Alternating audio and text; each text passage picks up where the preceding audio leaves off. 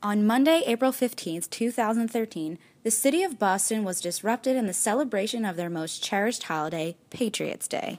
2 bombs exploded near the finish line at the Boston Marathon, killing 3 bystanders and injuring many more. The city and people all over the country immediately responded with messages of strength and love. Students at York College are talking about their responses to the recent terrorist act in the Boston Marathon. Here's what they had to say about staying safe and what they're doing to honor each of the victims. Senior communications major Becky Wilcher says she doesn't feel her public safety is in danger because bad things can happen anywhere. I feel like things happen anywhere, and regardless whether we have guns or else bombs or anything, things are still going to happen. There's still dangerous people out there. The only thing that I've really done to honor the victims has been just prayed for them and their families. Junior York College rugby player Jason Steinmetz organized a memorial run for those affected by the act, saying that it was important to show support from the college community. Why did you feel it was important to organize a memorial run for the Boston victims? I felt like as a YSB community we need to come together and show our support for the victims of Boston, because as a country we came together, and I really wanted to show them how we really were here at YCP. And how did this event affect you personally? What did it bring out for you?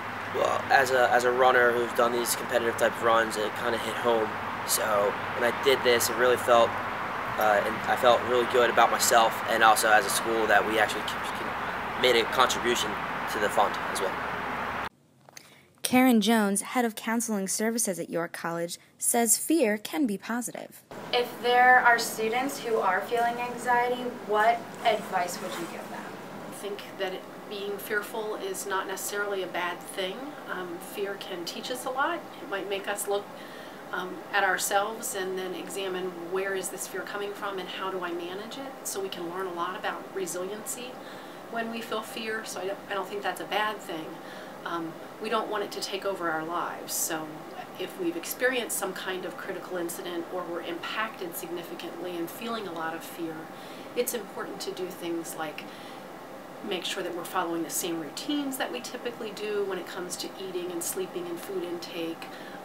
Make sure we're connecting with others that we care about, that we know care about us, making sure we have that balance between social time and work or academic time, depending on where you're at in life.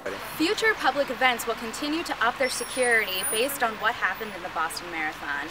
And students at all colleges are encouraged to also increase their public safety awareness. In York, for WVYC News, I'm Callie Collins.